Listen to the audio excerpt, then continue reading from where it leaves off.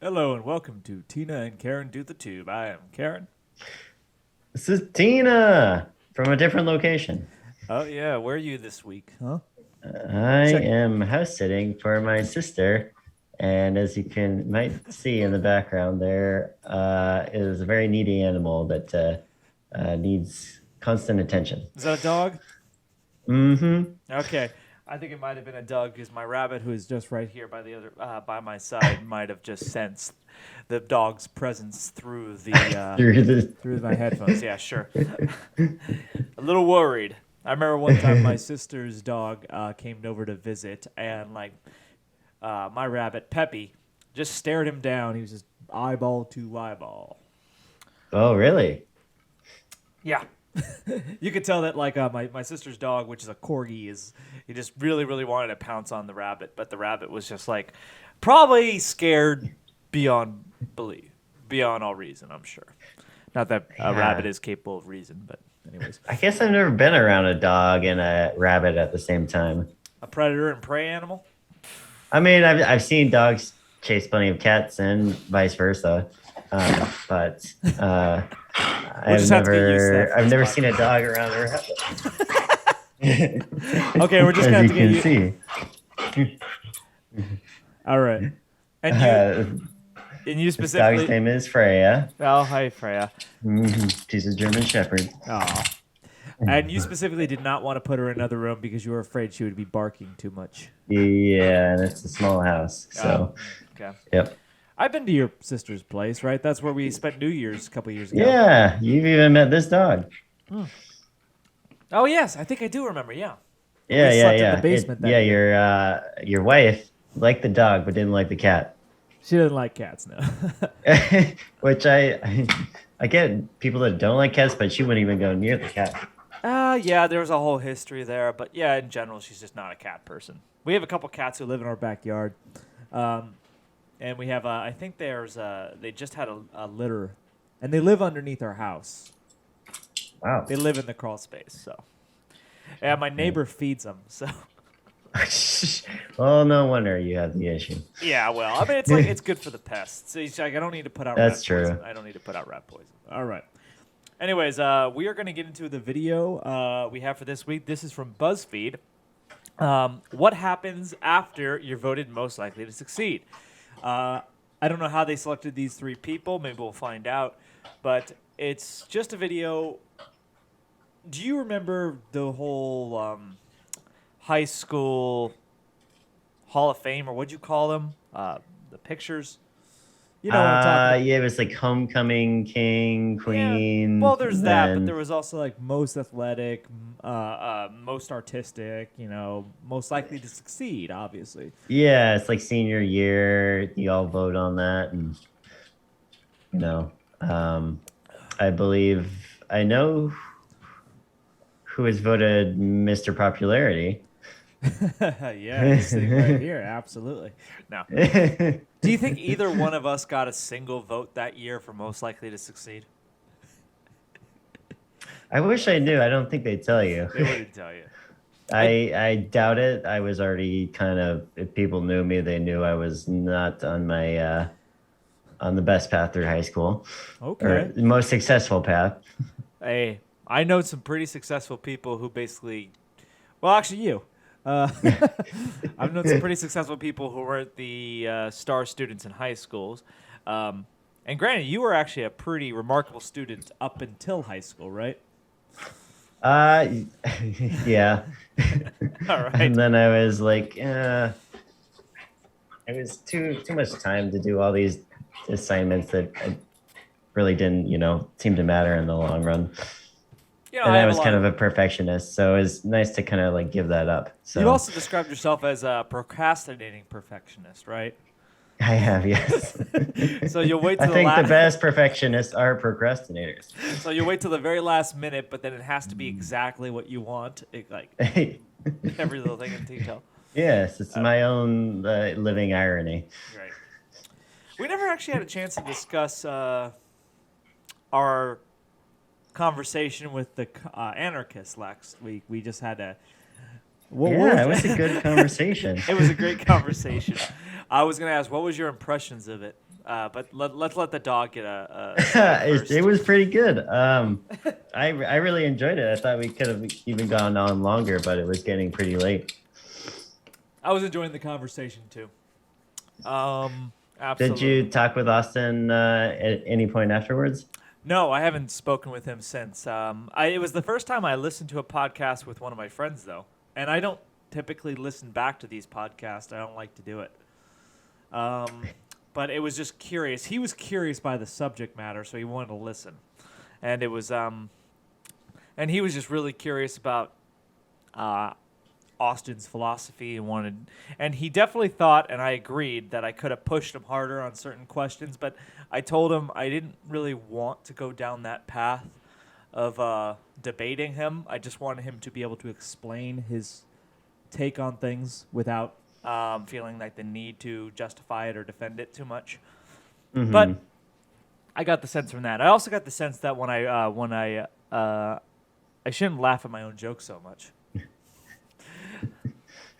Although I am mean, hilarious. I am, it's hard not to sometimes. I'm fucking funny. Hey. All right. Shall we get into this video? Yeah. Any predictions on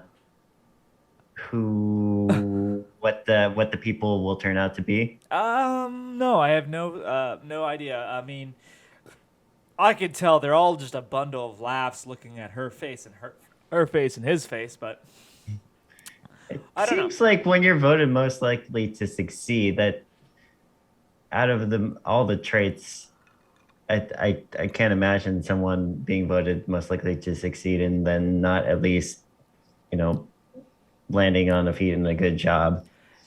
Do you expect that? Do you expect that any one of these three might have to admit that they are somewhat of a flop? Is it possible? Maybe. I wonder if they're as successful as they saw themselves. Maybe. That's a good question too. And also, we could talk about our own most likely to succeed. We both know him pretty personally. You more than me. So okay. Yeah. Oh, he's back. She's back. Yeah, we could do that at the end of the video. Take our guesses. For sure. All right, let's just get right into the video so we could react to it. All right. I think luck's a huge part of success. Luck does not play a part at all. Don't you dare try to make me feel bad about what I have accomplished in life. All right, she's gonna be a bundle of joy. All right. Okay. Who is most likely to succeed? I was voted most likely to succeed in high school in the year 2014. In 2003. Pause. Yeah. This is just most likely to succeed in the U.S., right? Do they do that other places? Superlatives. That's what I was looking Probably at. not, but I want to put some context into this. No, all three of these are American. Yep. Okay. Yes. So superlatives was the word I was looking for earlier. But okay. In 1994. Okay, three different generations. I always had my homework done on time. I didn't peg her for that old, did you? I didn't see. What was her... Okay, like the In life. let's quickly just go back to it. But the third, I was voted most likely to succeed in high school in the year 2014. she looks young. In 2003. In 1994. Okay, maybe if I get a Wow. longer look at her, maybe. But like she definitely looks good for her age. Yeah, I gotta say, I think everyone here looks pretty good for their age. I know about right. Like they all look Maybe more or that's less. the magic of makeup, right? Maybe that could be it too. It is a high class production, but do you think that like the generational thing is going to lead to any sort of differences? Perhaps. Maybe learning curves and learning how to use new technology. Okay. If you go 93, 94. Yeah, that was right when MS DOS came out, right, or or Microsoft 95. Oh, just before it. Yeah, I know. It's hard to imagine. Right? If you imagine the computers these guys were using, it's trivial compared to what we're doing now. Do you realize that we'll be able to tell the next generation, like when we have kids, that we're older than the internet? We're older than smartphones. That's even We're older probably than- more amazing for some of them. Before Google? before search engines on the internet. That completely changed the internet. But like, how amazing is it that we are the last generation before the internet? This massive technological advancement for humankind. Like, It's kind of nice. It's kind of nice. it's seriously. I can mind-blowing. remember something before it. I know. I remember when we first got the internet in our home, and it was a huge deal. I remember when we, my grandparents got it before we did, and when we went over to their house, I thought the idea of a chat room was so amazing. Just talk to people online. It was crazy. Yeah, I mean, growing up with it, you could and seeing it evolve so much just in the course of our lifetimes. It was easy to tell like how much of a tool it was going to be, to like predict how much it was going to be used. But maybe for someone in like 93 or 94, it was still like an emerging sort of thing. And, they may not have had the premonition to, take on, internet type some skills. You know what's funny? I remember Tim Berners-Lee, who is the inventor of the World Wide Web, because the internet predates the web. But the idea that everyone can access webs and post pages on the web, internet was just the connectivity of all computers. So there was email before the web, right? So Yeah, like network. Yeah. Just a simple like network. Yeah, exactly. So, but the World Wide Web inventor, Tim Berners-Lee, Sir Tim Berners-Lee, he was knighted. People asked him like years later, like, when you first developed the web, what did you not foresee happening? And he said he predicted a lot of things that the internet would be used for. I'm using internet and web interchangeably. He predicted pornography would be a big thing. He predicted e-commerce. He predicted social media. But the one thing he said he did not predict was cat videos. Cat videos are the most internet thing that there is probably. Cat videos, I remember back in the early days of YouTube was top notch. It was primo entertainment. Oh yeah, well, that was like internet at the beginning of just videos. Before that it was like mostly forums and like chat rooms. What early YouTube or internet sensation do you like most remember from the early days of like sharing media online? Was there like a certain internet celebrity that you remember standing out? I mean, honestly, I really didn't start getting into YouTube until maybe like 2014-ish. Oh, years 2015. later. Okay. Yeah. I mean, I knew of it. I mean, obviously early on in high school and even in middle school, if I can remember, right? Yeah. But what did I use the internet for mostly? I didn't game on the internet. What did you?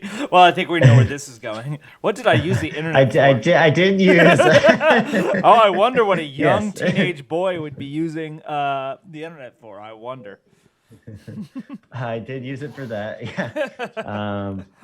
But I usually, I had a lot of interest as a kid and playing Age of Empires. I do a lot of research into the different sort of things about the different civilizations. I'm glad you mentioned Age of Empires too.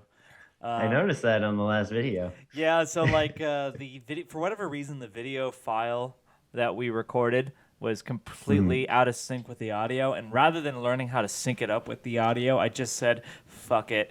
I'll just play Age of Empires in the background. I liked it. I thought it was different. Okay. I had been doing that for a while, actually.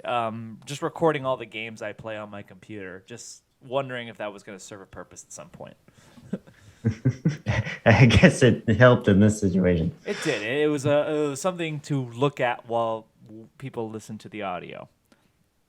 And yeah, like what was it? Do you have a video that you recall? I think a celebrity. internet famous. Who is the first internet celebrity? So I think it is. There's a lot of like. Well, does internet celebrity? Okay, that's a big question because Does internet celebrity mean you were like a flash pan like fame, or did you have to have sustained fame? That's ooh. Are Like if you I like put out one video that goes viral, am I a celebrity, internet celebrity, or do I have to have sustained success? Like I gotta do yeah? it. Are you like Smash Mouth or are you like I don't know the Rolling Stones? Wait, how are Smash Mouth and Rolling Stones different? Well, I think one had a significantly longer and more critically acclaimed career. Right, Smash Mouth. Yeah, Shrek was an awesome movie. Shrek was an amazing movie. Tons of hits in that movie. What about Justin Bieber? Well, no, that was years later, but yeah, that would be a good example of It's a really big celebrity, yeah. that's someone. But I don't know if he's like truly. He was discovered making songs on YouTube on the internet. The question does become like, would he have been a celebrity regardless without YouTube and or the internet? I don't know. Small kid in Canada. Well, I was thinking like if we're just talking about like just one video that makes someone famous, I would go with the Numa Numa guy. Numa Numa. Yeah, Numa Numa. I don't know if I know that one. All right. You're gonna have to pull this up. Yeah, I'm gonna have to pull it up. Yeah, absolutely, because this is a big deal. Like we're a little sidetracked, but you know what? This is a short. Hey. This is a short video that we're reacting to, so I already have some time to spare. This is it right here. 53 million views. Up.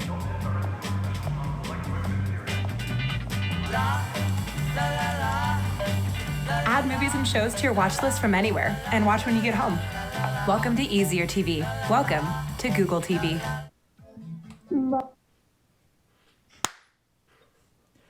All right.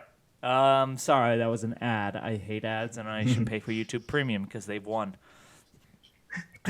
Oh, you started that. No, yeah, obviously not because I still get in ads, but Oh yeah.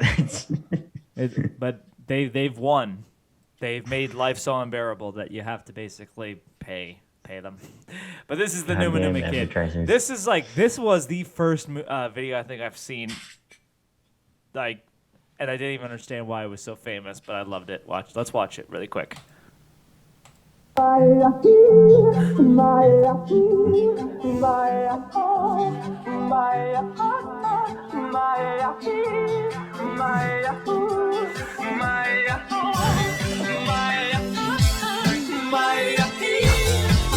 vaguely remember this. Yeah. How old is it? It's old.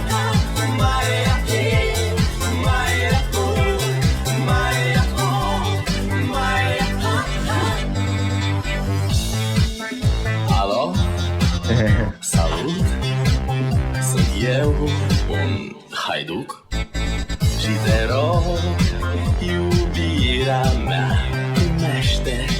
All right. Okay, we get the idea.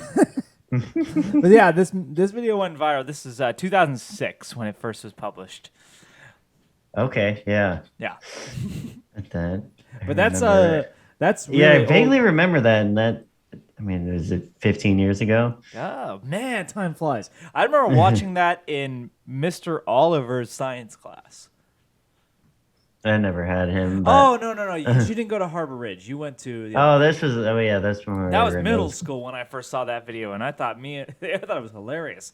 But it was just a guy lip singing to a European pop song, and it's funny.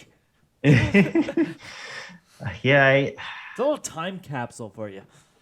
it's funny looking at people that are memes and how they are like years later. No, Like the creepy girlfriend like meme. yeah, she yeah, she's something. I don't know. Oh, okay. But sure, let's move on. It's okay. Nice little nostalgia tangent. Yes, absolutely. Okay, why were you? I always had my homework done on time. I worked harder than the other students around me. Editor-in-chief of the school newspaper. I was president of the National Honor Society. So I had to learn English. I don't like people who do the extra mile. What's the point? Yeah, in high school. I don't know. I really don't. Do you think that like people like in high school who are striving for most likely to succeed, but that's not what they're going for. They're obviously going for something beyond. How can you put yourself in the mindset of that level of ambition at that age? I don't understand it. I mean, when you grow up in school and that's all you've ever known, and like you keep being told that, school is the way to go, and the better you are at school, the more successful you're likely to be, then That's not always the case, though, isn't it? Like, then that might explain why people go the extra mile. do you ever seen the movie Election I don't think so, no. with Matthew Broderick and not Renee Zellweger, what's her name? Shit. Reese Witherspoon. I don't know. I don't think I've seen it, no. It's actually a really good movie. It's really funny. Really, you should watch it. It's from like 2000. It's all about like a teacher who really hates this obnoxious, like overachiever kind of student. So he tries to sabotage her efforts at becoming class president. Jeez. I know, but it's actually really good. Is there something curious, though, that 2 of the 3 people being interviewed here are women? Because women tend to be more successful at school now. You're right about that. I think it suits to women's interests and their learning style better than men. And they do tend to, would you say a woman or a man would probably be more likely to try to go the extra mile? That's a good question.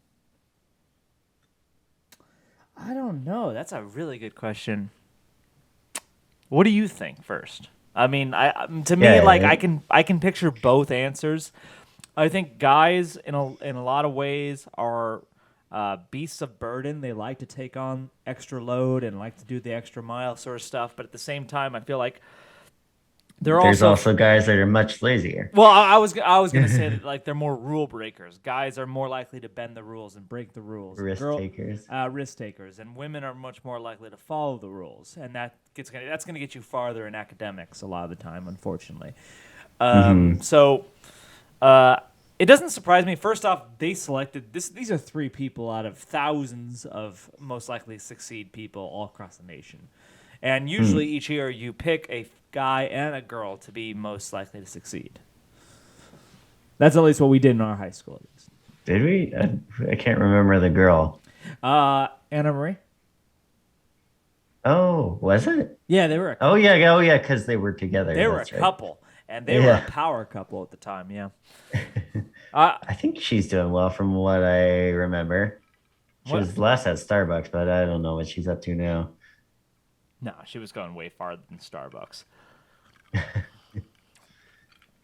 But I remember that. I remember a lot of students I was surrounded by who gave a damn a lot more than me.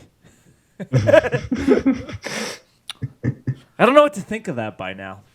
This point in life. Obviously, I feel happy where I am. I think I made the right choices. You don't regret not being voted most likely to succeed. I almost got voted most artistic or most talented. That's a How'd true you know story. that? I know because someone told me. Because I was part of the. Someone did vote for you. I was part of the yearbook committee or yearbook class. Oh, okay. So someone told me that I came in like second for our class for males in most talented. And that's only because I had enough friends to just write me in as a joke. It's honest to God the truth. Yeah, no, like I didn't participate in any. I didn't do a play. I never did any sort of talent show or music contest or anything like that. But just because I had enough friends to just basically go along with the joke, they wrote me in. I came in second. So. I mean, you did win the award for broadcasting, right? As a team with. Yeah. That didn't go much. That didn't go much anywhere either, did it? Yeah, I won we're broadcasting right now. Oh, we're just to a different kind of audience. Definitely. It's kind of funny that we're here all these years later and kind of still doing the same stuff because we did a radio show back in high school briefly. Yes. We Briefly. were definitely rule breakers. Oh, I remember. And we got into trouble a couple times with the walrus. Because he told me, like, you can't put your friend back on there again if he's going to try that shit. Luckily, we can say that stuff on the air now. But Yes. Fuck you, FCC. FCC. Oh, I Or love is it the FCC? Yeah. Family Guy. The freaking FCC. Oh, he's back. Yeah, she's gonna come and go. All right. She's trying to get my attention. I feel bad for freezing on this frame. It's not good for her. At the Okay. same time of Yeah. doing my studies, I took extra morning courses, take-home courses, and I wanted to finish within 3 years, which I did. I don't understand. Ah, damn it. What is so much greater about the high class than the middle class? Why would someone strive to be so rich and I don't. Oh, okay, this is the part. Narcissism? No, I don't know. This is what bothers me. Like, Jordan Peterson has mentioned this very much point. Like, once you have enough money to keep the bill collectors at bay, extra money doesn't really help you. And it's the idea that, like, the happiest income bracket right now in the world is about $80,000. That's it. $80,000. Why? Because at $80,000, you can pay off all your bills, you can live comfortably, and you're basically fine at that point. Extra money at that point, like, you're not much happier at $120,000. You're not that much happier at $250,000. You're not that much happier at $500,000 or $1 million. So Yeah, why, there's diminishing returns. exactly. So why do some people just strive for that? That's the part I want to understand. Maybe I can understand it today. Yeah, just a certain type of personality. They have to be busy and they have to. I don't know. Maybe they have a chip on their shoulder. Doug Baldwin.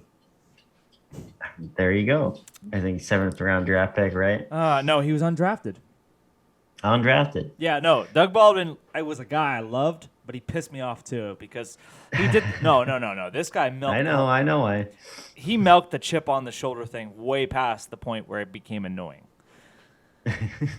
Like when he was a Pro Bowler, Pro Bowl wide receiver, and everyone in the country knew his name. Every football fan in the country knew his name. He still acted like no one gives me any respect, and it gets annoying after a certain time. Like, dude, I get it. You weren't drafted.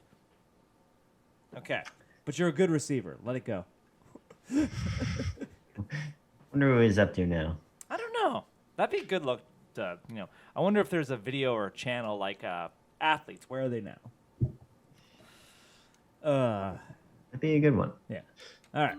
What was your high school? I went to a public high school in Central Jersey. It was just kind of that typical suburban Americana high school kind of experience. Going to a private school, a lot of the kids were almost like what you would see in Gossip Girl, super posh, and I was one of 15 to 20 black kids in the entire school. My mom actually ended up working a second job just to send me there. When I first I admire all that. The mom. No, anyone who could like do what you can to get your kid out of public school, more power to you. Me and my wife talk about that all the time. We don't want to send our kids to public school. Where is the private schools and the?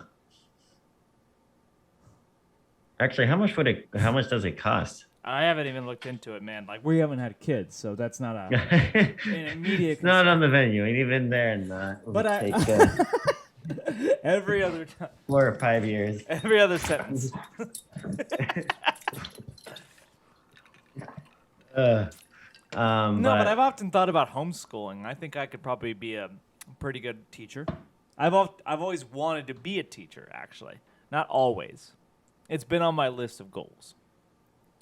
You know what they say about homeschooled kids, though? They're smarter than the rest, but they're also socially awkward. Generally, yes. You hit it on the head. No, that's true. I'd rather my kid be smart than like fit in. That's true. But I don't know. Are you gonna get further in life being smart or socially awkward? Oh. You're definitely gonna get further in life being smart than socially awkward. You think so? Yes. Wait. Say your question again and really think about it. Are you gonna get? I guess further in life, yes. Are you gonna get further in life being smart or socially awkward? That's what you said. How about happiness-wise? That's a tough one.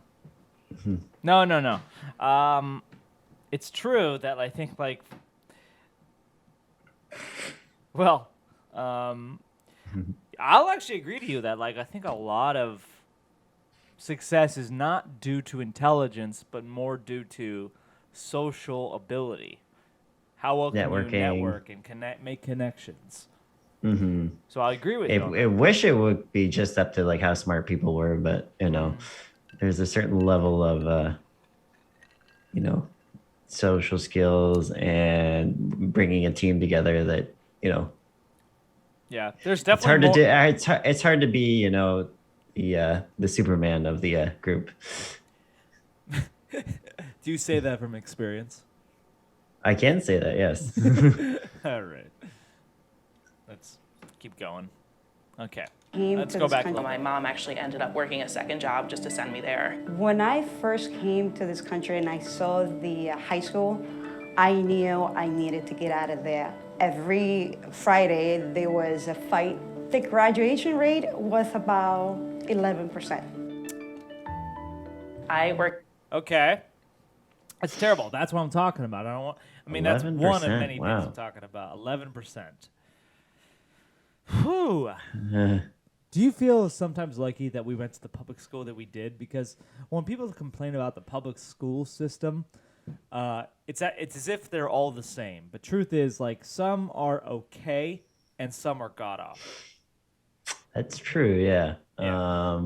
I had been told many times that PHS wasn't the best school to go to growing up. I remember hearing from different church friends and other people, but I don't think it was the worst. No. I remember there were a lot of drugs going on in our school, but usually those kids didn't even go to class. That's a good point. Yeah. I think PHS had a bad reputation because it was always in comparison to Gig Harbor High School. Yeah, the bigger, more affluential high school. Yeah.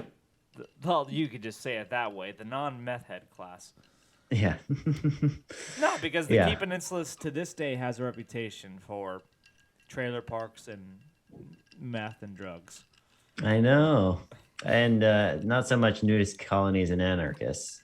Or is those mostly the same thing? Goddamn fucking nudists ruin everything. That's a little throwback to our last podcast where we discussed Home, Washington. For those who didn't listen to that one. And about how Home was a pretty successful commune system in Key Peninsula, but the problem was it got into nudity, and then people started complaining. So I know everything was dandy until some nudists came in and wanted to throw the whole vibe off. Nudists ruin everything. That's right, Adam and Eve. I actually I know a guy who personally thinks he wants to go to nudist beaches and nudist colonies. I'm like, I don't know. That's something in theory I'd have to be really high in order to enjoy that kind of experience. Otherwise it would just be too awkward. Do nudist colonies still exist in the same way that they used to? I can't remember the last one I've heard of. I guarantee you there's probably nudist colonies all over the place that we don't know about. I just remember it being more of a thing 20 years ago. I mean, maybe the problem is that society has caught up to the nudist colonies. It's no longer a novelty. Maybe the internet ruined nudist colonies. It was never about the nudity. Well, it was about the nudity. It was just being in person. What do you make a nudist? What do you make a nudity? What's your stance on nudity? What's my stance on nudity? Absolutely. Public nudity. Public? Okay, fine. What's your stance on public and private nudity? How about that? These are the hard-hitting questions that no one I asks. know. That's why only on the Tina and Karen podcast do we discuss the real issues. Nudity. It just seems impractical. Seems Like- cold. Yeah, especially if we're gonna live all over the world. Maybe if I lived on an island, you know. On an island. Huh. Yeah, on an island, Well, why an island? Why is an island better than... like a warm island. Oh, so it's weather. We're talking about cold. Yeah, Yeah. with no dangerous animals. Should there be summertime nudity laws and wintertime nudity laws? Depends. Oh, the dog's back. Sorry. The dog... It's amazing. The dog has to intersect every single 5-minute period just to make sure that you know that she's there or he's there. Is he or I know she's one of a kind. all right? Apparently, she's pretty energetic even for a German Shepherd. So Okay. All right. let's move on here. Yeah. Nudity. We'll get back to that. Work as an event planner Okay. She's an event planner in New York City. in New Okay. York City. I'm a TV host. I am the CEO of an electronic components company. Damn. All right. She seemed like the most successful if I had to pick between. She's- We should have guessed that. We should have guessed that for one, her attitude, but also she's further along in her career too. The black girl, she only graduated in 2014. Come on, Yeah. Well, what was her? She was an event planner. She could still go places. The guy, That's true. Okay, 2003, okay. 2004, he's a TV host. I wonder what that means. We'll find out. Are you the most was it successful? PBS here? Define success. All right. I do believe I am the most successful person in my class. You gotta have confidence. Yeah. Sounds Don't like talk she's to got me. it. Yeah. People from my high school, but I would say, given my hand and given my age, I'm probably the most successful. When I purchased my home, I was 23. Being able to put that down payment not only made me feel proud, but I knew it made other people that... Okay, this is a bit of a detour, but how impressive is the change of times that is? That when you're 23 and you can buy a home, that's a success story. But 50 years ago, buying a home was just at 23 was the norm. Yeah, you should have been settled and had a home by 23. Oh fuck yeah! I know that's a bit of an exaggeration, but it's true. 23, if you met a 23-year-old who owns a home, you're like, God damn, way to go! You're way ahead of the game. I Most people know. at 33 are still looking to buy their first home. I know. Yeah. So, but It seems like it's more normal to even from what I've seen just among my friends, is to be in a long-term relationship, buy a home, and then get married. well, your roommates aren't exactly the long-term relationship types.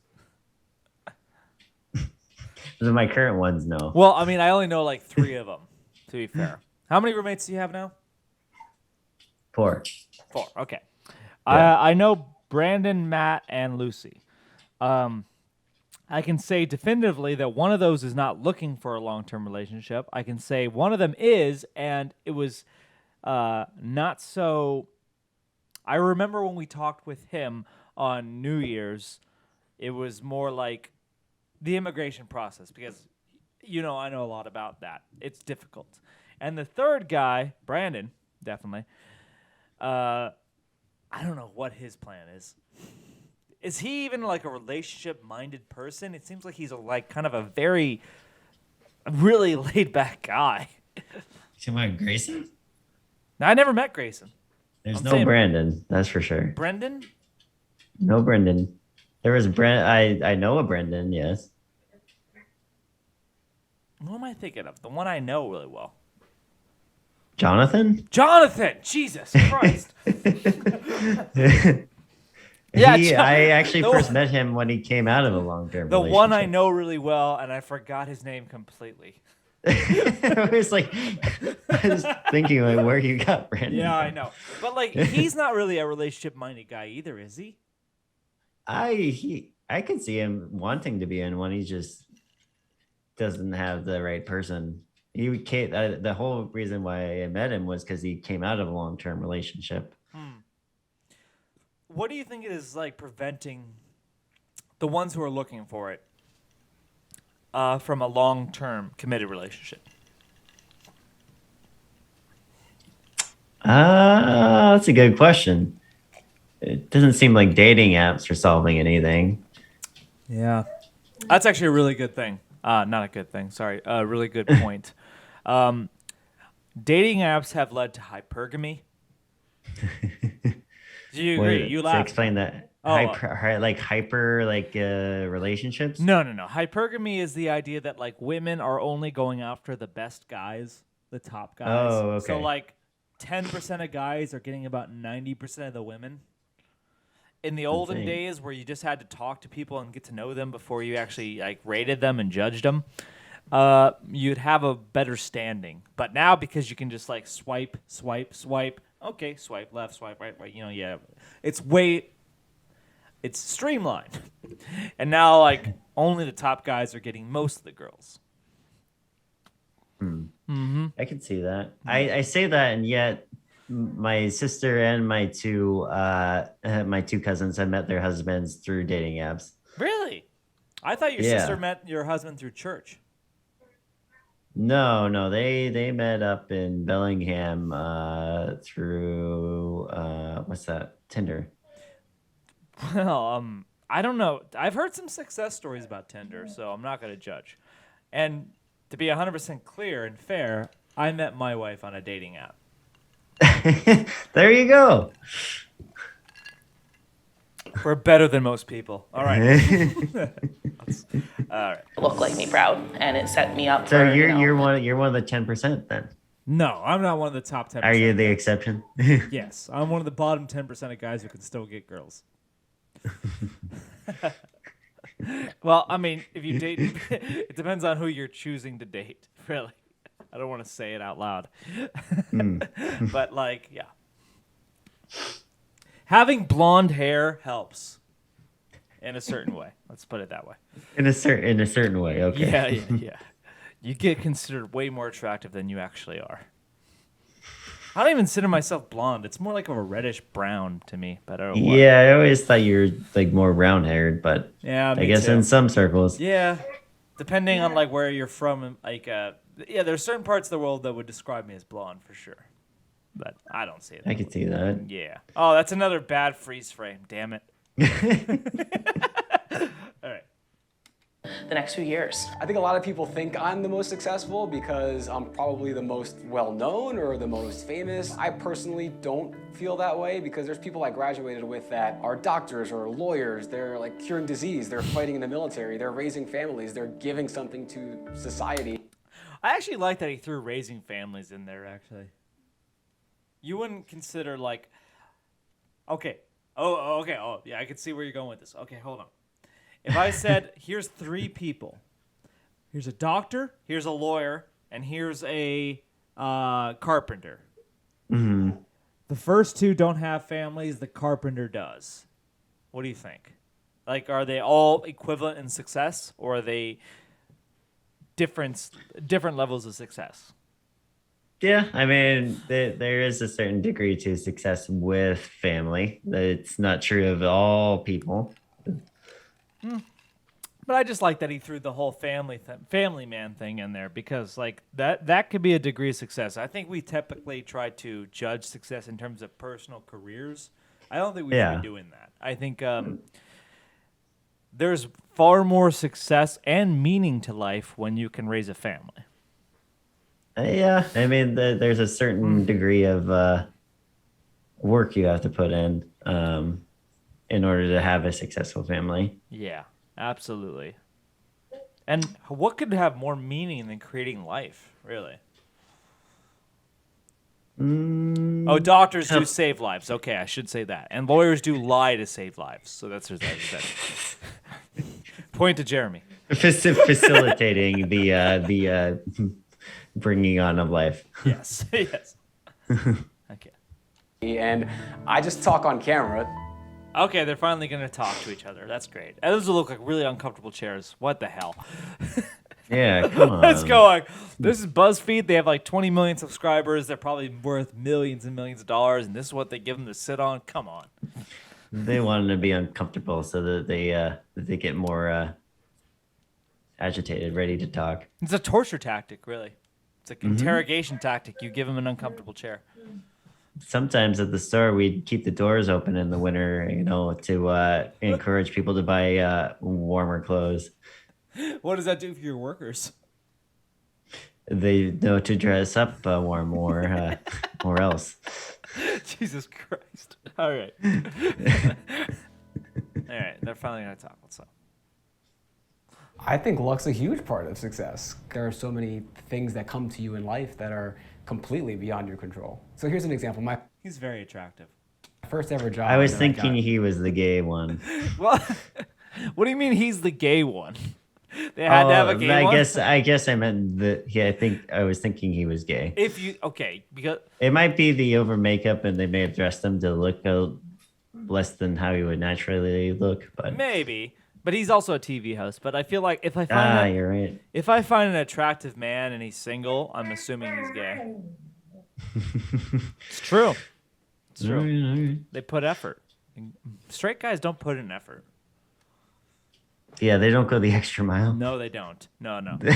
I remember like back when I was dating my wife, my then girlfriend before wife, I would only ever go to gay clubs for drinks.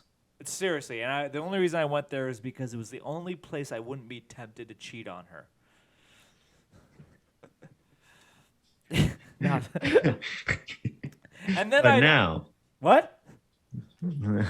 but now you go to regular clubs. Well, no. Or you Now we can't. don't go. Now we almost don't go out at all.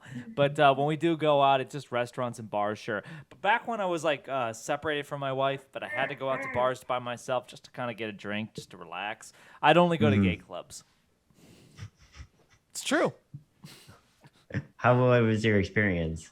I'd always try to guess who was gay and who wasn't, because believe it or not, people who aren't gay go to gay clubs, like me. Yeah, I know a lot of girls that just like going to gay clubs because they don't feel as threatened or like pursued. Right. Yeah. It's definitely when you feel like you can just cut loose, relax, and not feel like you're like prey being hunted. Yeah. I don't know of single men going to gay clubs, but Me. Well, I wasn't single, so that's fair. okay, maybe it's a good way not to bring about temptation. Exactly. That was my whole philosophy. Or it's the completely wrong way. let's just point. If I gave into temptation there, then like my relationship is the least of my problems. All right. out of college. I was at a job fair and I was there all weekend and I got lots of auditions and interviews and no offers. The very last day, I went to the bathroom at the convention center before I went back to my hotel. And I bumped into a guy there who was wearing a shirt with a logo I didn't recognize. I struck up a conversation. Turns out he had a friend who wasn't there, but that was hiring for a job, put me in touch. I interviewed a week later and got my first job ever. But for me, that was luck in my mind, because what if I had drank one less bottle of water that day? I didn't have to go to the bathroom. What if I had decided, hey, I'm gonna go back to the bathroom at my hotel room? That's good. That's a really good question. I gotta refill my drink, but we can come back and discuss luck in terms of success. Luck and success. Yeah. All right. Oh yeah. What the hell is she doing? What the hell? She usually has like an itch in her ear. So when I scratch it, she makes groaning noises. Well, that was an interesting noise to come back to.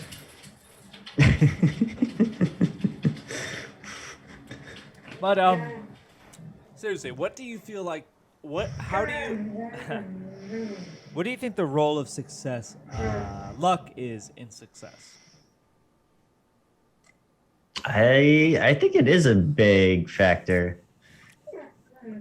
Because maybe a lot of smart people, they work on a lot of projects, but they never quite find that opportunity to take them to that level of success they were thinking. There's a certain risk-taking factor, a certain openness to, you know. Now, different like, things. some people would say, and counter with that, like sort of a Titanic, Billy Zane, a real man creates his own luck. They put themselves in the potential situations to have an encounter that could change your life. Do you think that's Yeah. true? Like, he was saying, like, he basically went to the bathroom, and that's how he sparked up a conversation with a guy over a logo on his T-shirt, and that's how he got his first job. Now, a more introverted, quiet, shy, bashful person wouldn't have sparked that same conversation, right? Yeah. So yeah. it definitely had There- something. He created his own luck in that sense. There's that social aspect, there. Yeah. I would say luck is a lot more of a factor in fame, though, than in just normal success. Ashton Kutcher. No, Ashton Kutcher is brilliant. He's a fucking genius, IQ-wise, seriously. And From what I understand, yeah, he's a generally smart person. yeah, but he gave up a career in chemical engineering to pursue modeling and acting, and I bet people laughed at him at the time. But Well, didn't he do that to help support his brother? is that true? Yeah, his brother had some condition that really? needs. Yeah. I didn't know that. I just knew that he basically had an opportunity to pursue a career in something highbrow, was chemical engineering, and he turned it down to pursue modeling and acting. But I didn't know about his brother. But Yeah. Think about that. well, I mean, What kind I of think, luck is in there? I think luck has a lot to do with success too, because like personally, I've experienced that luck, and I turned it down. So dumb on And me. I turned it down. Yeah, no. Like, I was sitting at a bar, writing in my journal, because that's what I used to do back when I was single. I used to go to bars and just sit down, write in my journal. It usually was a conversation starter. People would be curious, what are you writing about? I met a guy at the bar who was so enamored by the fact that I was just this guy sitting at the bar, writing in a journal. He thought that was so unique that he offered me a job, and I turned him down. And What it was kind of his job? it was like his personal assistant, but he was in like a high-level management role for a multi-million-dollar company. And he says basically the last guy who had this job basically was advanced in the company. You could basically be making six figures within 2 years, he estimated. Yeah. And I turned it down. Didn't sound that fun. I was happy where I was. No. You had a personal assistant. It's like easy work. It's getting coffee and fuck. I didn't really want to do it, but I mean, like, it was a unique experience to be sure. Just to be sitting at a bar and a guy offers you a job because he liked that you were writing in a journal. He thought that was unique. That Yeah. yeah. This is how he finds his assistants. He thought he liked outside the box thinkers. That's what he said. Okay. I've definitely met people at bars like writing, but usually you have to go to certain types of bars. I do remember at like New Year's a few years ago, many years ago now. Geez, time flies. Talking to a guy who was bragging about his job to me, and then I told him about my job, and then he immediately retracted everything he said. He says, "I hate my job." No. He really was an environmentalist kind of person. He just like, I hate my job. I wish I was doing what you were doing. It was like a flip of the switch. He was bragging about what he was doing, and then I said, "Oh yeah, I do mitigation for like a natural resources for a power company." What does that mean? I basically protect native wildlife and native vegetation. He's like, "I hate my job." Okay. I feel like there's, I don't know, maybe it's a lot more boring than he anticipated. I don't remember, but Or he thought he'd be. Yeah. Well, I imagine people that get into like environmental jobs have some sort of, moral aspect into getting into it. Maybe they find it's not as fulfilling as they might hope for. Shit, I just like rafting. No, my job entails a lot of rafting. Like, there's like a month or two during the summer where all I do is just drive out into the wilderness and raft down rivers. It's great. We need more jobs like that, right? Yeah. It's good. That's one of the reasons why I don't want it to be someone's personal assistant, even if it means high pay in the future. All right. Luck and success. Luck does not play a part at all. Luck out of As the soon as she I kind of saw her saying that, actually. I figured that she'd say that. CEO.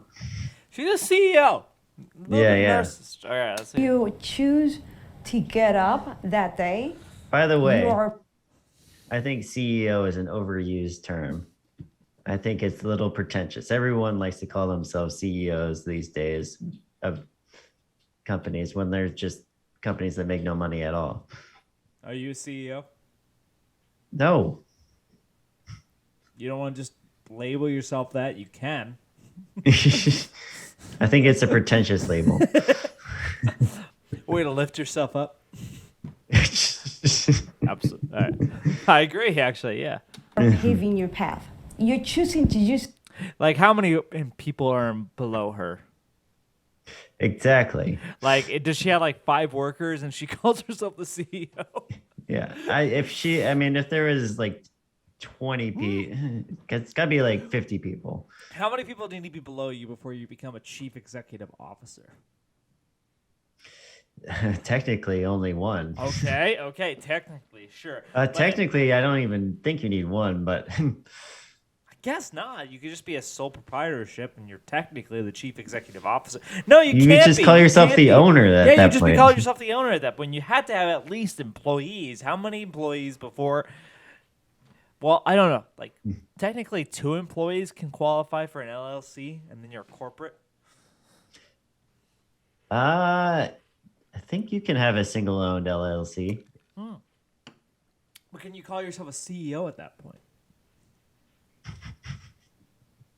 I know. Technically, you can, I guess. So, If you can be the chief executive officer and the janitor. you think she's a glorified You may janitor? not be paying the janitor. The But end of this video is the revelation that she's a glorified janitor. All right. something instead of just not doing anything, and more things happen. But if you just choose to feel sorry for yourself and say, oh, you know what, the first 3 days I didn't get any job offers, I'm not going to go back, but you went back. I think that if you get up, No one said anything about feeling sorry for themselves. They just said luck has a factor. yeah. not even a- Well, she said there's no luck. There's no factor. It's just more like determination. I don't think the universe is so predetermined that luck doesn't play a factor. Everything has some like factor of luck in everything. I mean, we live in a random universe, don't we? Chaotic. Yeah, okay. Well, then luck plays a factor. Now, there have been brilliant-minded like entrepreneurs and geniuses who wind up penniless. There have been morons who make it into like Forbes 500. Looking at you, So- Mike Lindell. Hey, don't mess with Mike Lindell. He's a recovering drug addict. He's a success. Okay. His pillows are amazing. All right. All right. I've never tried it. I honestly never heard of him until, the last 2-3 years. Oh yeah, no one had. I mean, it was a pillow company. How many pillow companies did you know of? Exactly. I can't remember the last time I bought a pillow. All right. I honestly should buy a new pillow. There you go.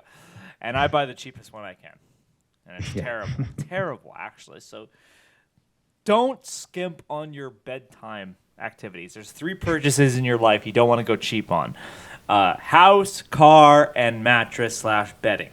Definitely. All right. if you're in bed every day, you have a chance of being successful. But I think race, gender, the situation you're born into. What's O? Oh, she's going into the more Playing the race card. she was great. Race, gender, Oh, she's playing all the cards. You notice how 2 of the 3 people here are women? Yes, we talked about that earlier. Right. And they were almost most likely to succeed. Clearly, people were not thinking like, oh, I think this person's going to succeed, but they have a vagina? Fuck no. inherently the men will be more successful, so we should vote for them. Damn right. All right. As it should be. Plays a huge part into it. You Dick equals success. could work just as hard as me and probably be more talented than I am, but maybe you just didn't get that one opportunity, or you I agree with everything she's saying, actually, yeah. didn't get that one luck, or you didn't get the chance to take that unpaid internship because you had to work all summer. You know, I think that it plays a huge part into it. Sometimes being a black woman, you don't want to come across as crazy black woman, right? Or even How do you not come across as crazy black woman? Just by not being crazy, right? I Just saying, like, how hard is it not to get the label of crazy black woman? I guess you just got to be really quiet. How quiet do you gotta be? Like, really, like, come on, be honest with me. Like, I've talked to people about this. I got black friends who will talk about this, like the reputation that black women have. Like, honestly, just, I don't know. It doesn't take much. Just don't shout. And when you gotta shout, have a point. Just saying. I see what you're saying, but All right. I don't know. I just feel like there shouldn't be what does that. it take to not be labeled that? What does it take not to be labeled the crazy black woman? Not be Or just crazy. a crazy woman? It's just crazy woman. You know, back in the good old days, when women could be labeled for hysteria if they basically got out of line, things ran more smoothly. Just yeah. It was simpler times. Simpler times. and in the office, like, you have to make sure how you present yourself and how you speak, you know, and people are always looking at the way you carry yourself. And growing up, my parents always said, you know, the minute you enter the room, people are going to be staring at you the entire time, whether you see it or not, but they're going to be looking at you through a microscope. Being a woman and being in Spanish plays a lot in this world. I have to work double for them to be able to take me seriously. I've always been realistic. My reality was that I was in the Bronx. About 56% of the population back then of the women get pregnant very early. As I was going, That feeds into the stereotype. Latino women get pregnant if you look at them. Very fertile.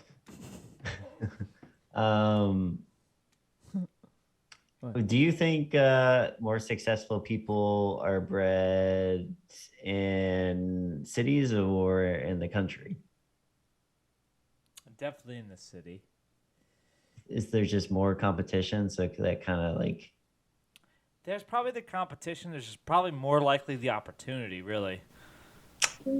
Yeah, maybe a little bit of both. It's definitely like it's a combination of both. Being in the city, you feel the necessity to sustain yourself, to thrive. And also just the opportunities that present themselves. Because if you live in the country, what opportunities are there for you, really? Honestly, not much.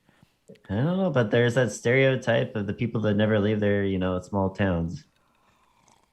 In fact, I think it's generally considered that most people don't move outside of 100, or they stay most of their lives within 100 miles of where they grew up. Right. That includes the city people too, though. True. Like, if I was born in New York City and I grew up in New York City, and end up living in New York City, I'm still fitting that mold. Yeah. Yeah. But, like, I feel like, yes. There's, well, if you stay in a small town, you get labeled a hick. And what kind of opportunities are presenting themselves to you if you grow up in a small town or a rural area? Really? Drugs. Honestly, yeah, there's drugs. There's Southern Ohio, of course. But Drugs will keep you in town. there's drugs in the city, too. There's nothing that's drawing They're people. not as good at those country drugs. What are the country drugs? I don't know. I bet it's meth. Like Dave Chappelle is like, he's one of them meth head whites. Funny. But, I don't know. That's how you don't get labeled as crazy. So far, this Spanish woman is kind of, not Spanish, Hispanic. woman is kind of putting me off, but I want to hear what she has to say. Into high school, the first thing I saw was this girl. She had her child, carrying everything and carrying all the stuff and putting it on the bus. At that moment, Carrying everything and putting it on the bus? Like, what's her gut? Like, what? Oh. and I said, Is it like a part of like poverty? She sees someone having to carry things she owns and taking public transit. I guess you grew up in the Bronx, so that's like it's That not lady like that in New York that you saw, she was carrying a lot of her stuff that she owned. I heard a thing about New York City that really kind of spoke to me. See, in New York City, there's no divide in public transit between the classes. Everyone uses public transit, as opposed to many other major cities where you can get by the poor using the public transit and the rich using cars and other methods. But because New York City is built the way it is and so dense the way it is, even the affluent use public transit. And because of that, New York City is more in tune with what everyday Americans and everyday people are dealing with. It's an interesting thing I never thought about because everyone has to use it. It in a sense, it's more of a community in a way because you see other New Yorkers every day. Yeah, you can't Or get you have away to from it. in a very small space. Well, like I imagine like Los Angeles. Let's use Los Angeles as a counterexample. If you're rich in Los Angeles, it's actually feasible for you to use a car or a driver to get around. I don't know if it's all that well, but as opposed to New York, not happening. You have to use public transit. And because you have to use public transit, you have to see what the everyday people are seeing. So you're far more in tune. That's why Eric Adams got elected. It's directly due to public transit. Was it former police chief, right? He's a former police chief, and yes, he's a hardline crime person because, what can I say? Like, people basically don't like having to deal with crime every day. That's true. I think didn't he run back in the 90s too? I don't know about that. But, anyways. I'm not going to be in the statistics. I had to actually just do everything and anything to get out of there. It is not fair, but at least I accepted the challenge, let's say, that it's what you make. How hard do you work? How much do you want it? One person had... How much you want it and how hard you work definitely plays a role. But she's not accepting luck as a factor, too. That's the problem. Yeah. I find that I find that to be the major issue here because like I agree with her when she says how much you want it, how hard you work, and also your abilities all play a factor. But if you're not willing to acknowledge how luck plays a factor, it's just talk to a brick wall at that point. Well, yeah. I mean, maybe someone does have like all the talent in the world, and then they get in a car accident, and they can't function the same. Who knows? We're gonna keep going. Luck always plays a certain factor. Absolutely, we live in a random universe. In front of everybody in my office, and she said to me, "You think you're better than everybody else." I threw it back at her. I said, "Yes, I am better. I'm better because I make myself better. I'm proud that I came up from the Bronx. I'm proud that I was really poor." And I told, "Don't you dare try to make me feel bad about what I have accomplished in life. If any millionaire want to use my story, have at it. Maybe it will inspire all the people to say, you know what, opportunity is there. What are you going to do to get that opportunity?" I do think that. I agree with that 90% of what she's saying, honestly. I do agree with the Billy Zane line, a real man creates his own luck. But at the same time, like, I just want to hear her acknowledge that luck played a factor. Yeah, what the famous quote, I didn't want to be cliche, was that success is when luck or skill, hard work meets opportunity. Yeah. I'll say genius is about 10% inspiration, Or luck. 90% respiration. There's a lot of brilliant people out there, but like there's a lot of luck that plays a role in it too. But okay, we got to get through this video because we're getting a little late, so we're gonna have to rush through this last bit. We've had a good talk, though. That if you don't have success, it doesn't mean that you didn't want it. I think that maybe you just didn't have the right opportunities or the right information to get you to where you wanted to be, or you didn't have that one cheerleader, that one person kind of cheering you along or supporting you, so Yes. you could take, this opportunity to land you to. Having a cheerleader is actually important too. Having just a voice, someone who believes in you, is important too. Yeah, yeah. Imagine if you had a parent who was just like, "You ain't gonna be shit," and then it buries you. Do you think kids from poorer families end up becoming a lot more successful, or parents from middle class families, or parents from rich families? On average, I would say the kids from rich to middle class families are gonna do better, but that's a lot of just like predetermined networking that's already been done for them. But the real ones who make real differences in the world will be probably the ones from the poor families, because I heard it put this way, so if you're from an upper middle class family and you go to college, what are you going to major in? You're going to major in whatever you want to do, because Yeah, Harry Potter studies. because money is no real, it's not real to you. Everything's been more or less laid. Privation leads to maturity. Depravity leads to not depravity. Privation leads to maturity. Necessity leads to growth. And for the poor people who basically did understand what it means to go through life as a poor person, what it means to have nothing. So when you actually get the opportunity, you have to make the full. You have to use your full opportunity.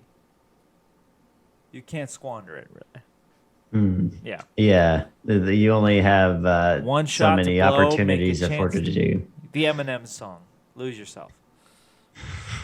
Yeah. Moment. Yeah. Yeah. You bet Exactly. you never let it go. We only get one shot to. Yeah. Here. Ah. Balls. Cut. What is this? What about the other? That was a great commercial, but fuck it. We don't do that here. We're not No. getting paid. All right, let's hear what you have. What about other minorities? Okay, we're going to be talking about minorities. So, brace yourself. Minorities, or even anyone of any race that wants to get that dream job working for the big company or the big bank, but didn't have the chance to go to school, right? Or wants to be able to take this opportunity to go to this job fair after school, but they have to take care of their kids or their siblings. Or You got one black, one Latina, and one white guy. Questionably straight. Jesus Christ.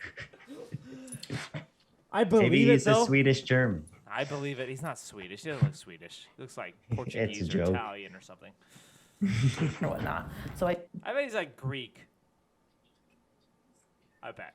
do think everyone has a chance of being successful, but it's other factors outside that limit you from being able to go where you want to go. Because it's definitely inspirational and motivational, your story. I totally agree.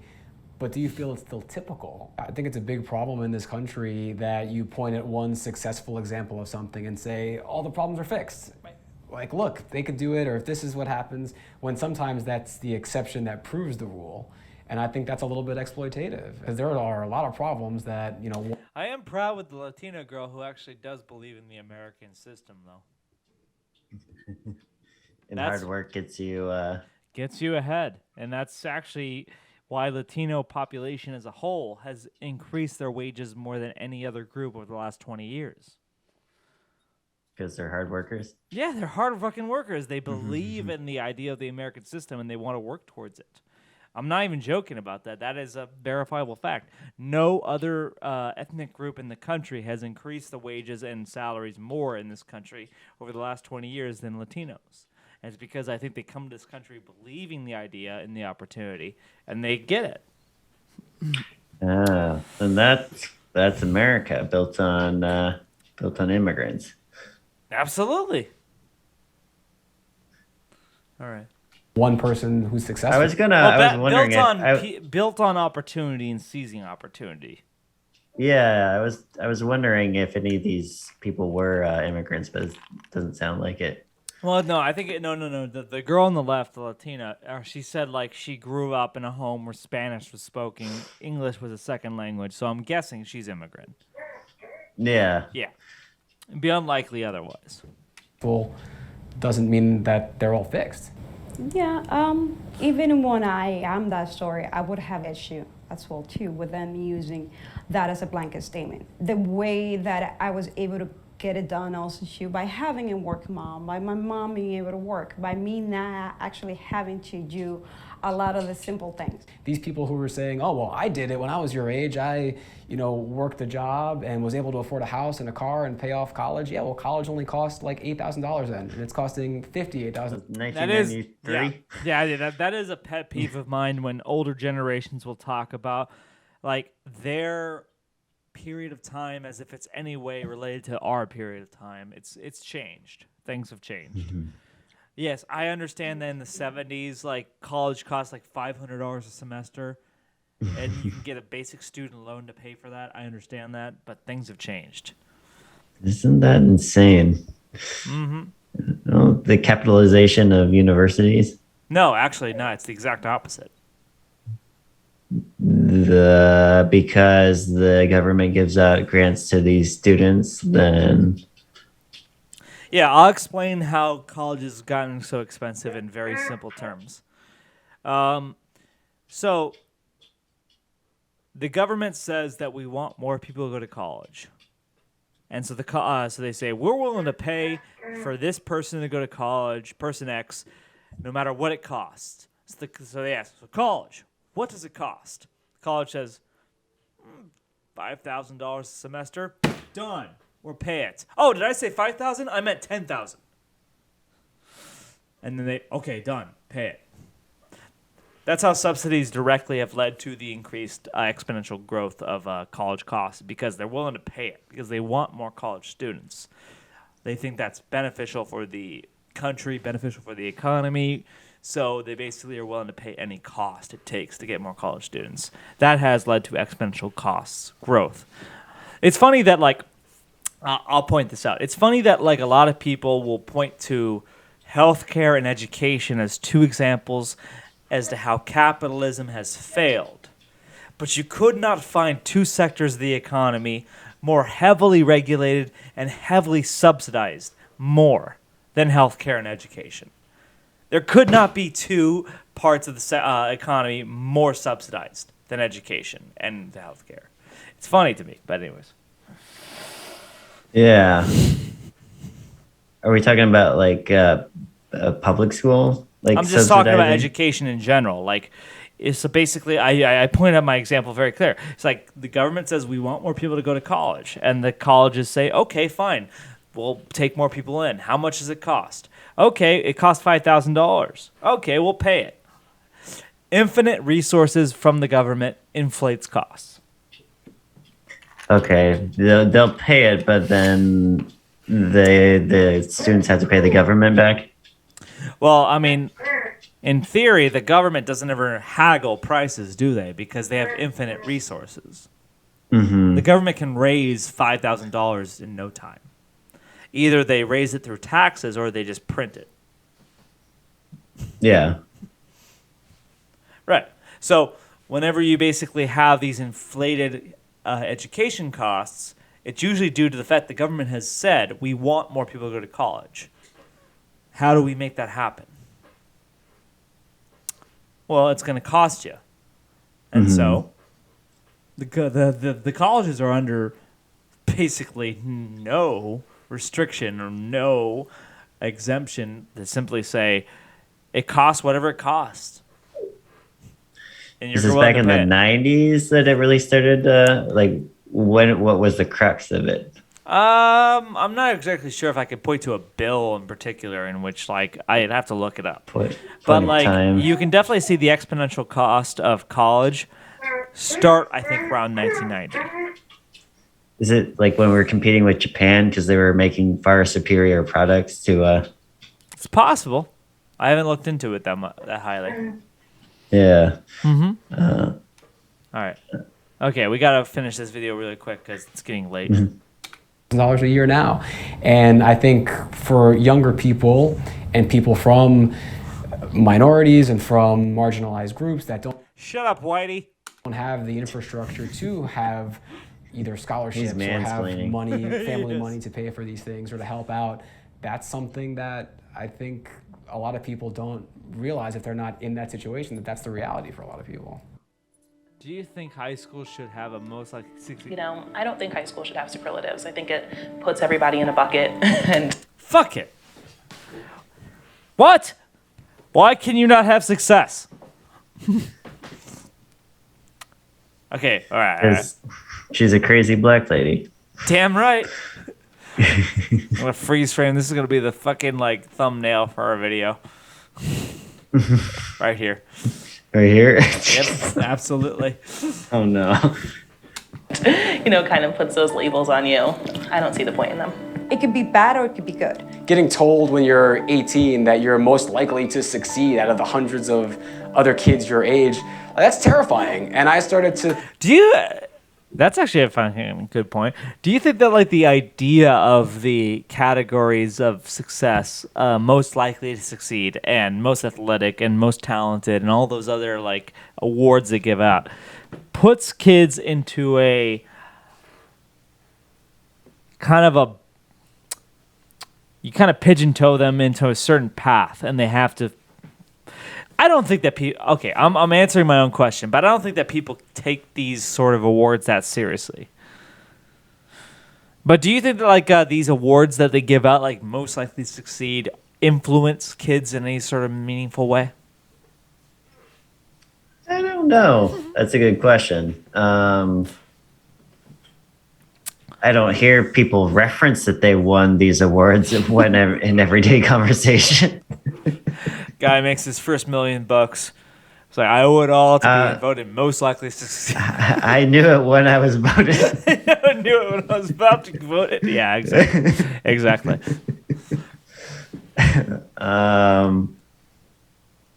Man.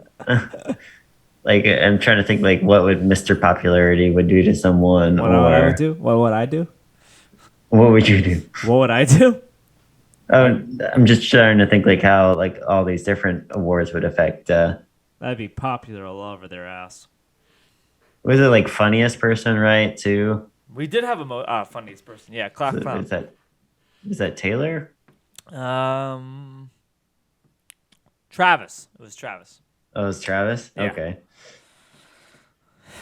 What did Taylor win?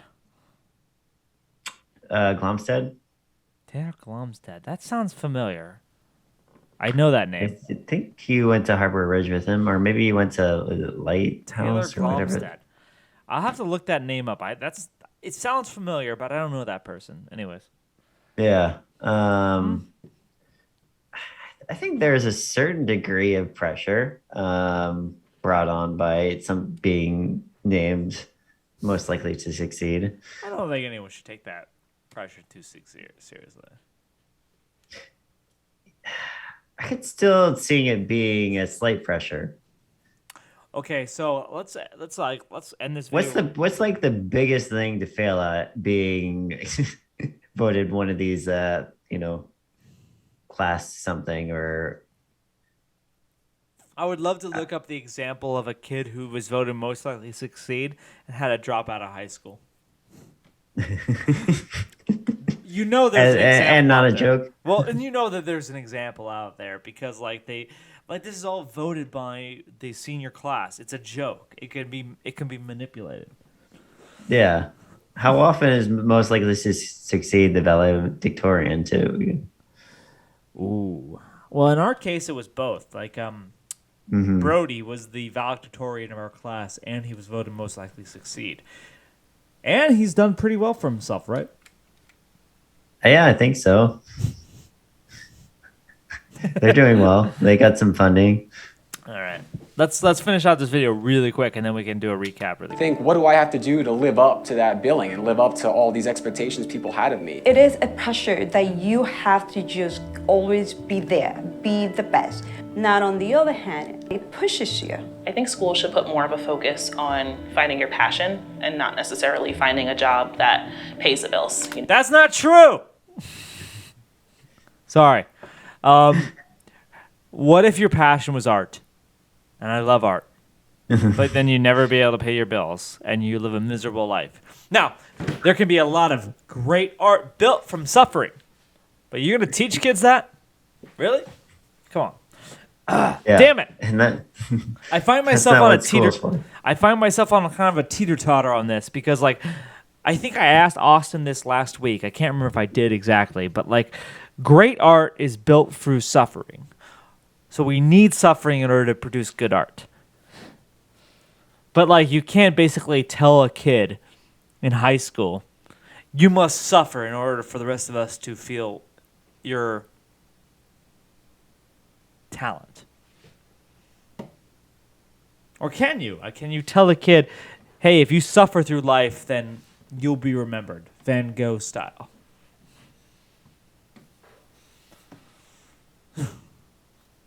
I don't know. You know, you don't have to be a lawyer, a doctor, a banker to make good money. You know, as long as you can find something you're passionate about and you have the hard work, you could do any job. Do what makes you happy, and everything else will fall into place. I love banging whores.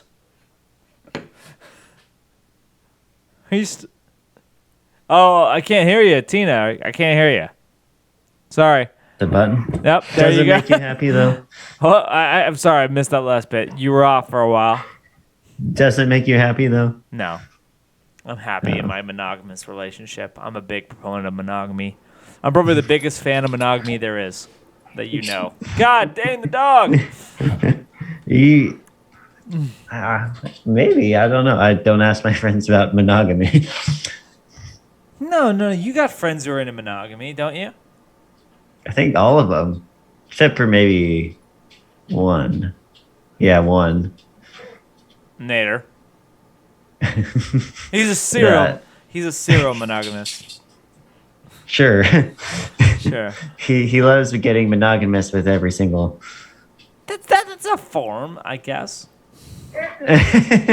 All right, we gotta probably wrap this up real quick. Yeah, it's getting late, so we're just gonna end this here. Any final thoughts about this video? Oh, wait, so what did you learn from this video? What do you want to know going forward, and what do you hope for most? I didn't learn anything. That's right. We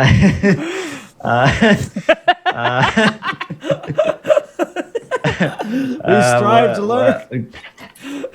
Go ahead. Going forward, I want to know where these people are now. Is she still an event planner? I don't know when this video came out, actually. Well, it was written in the last month. And what was the last question? Fuck it. Let it be. Let it be. All right. I don't know.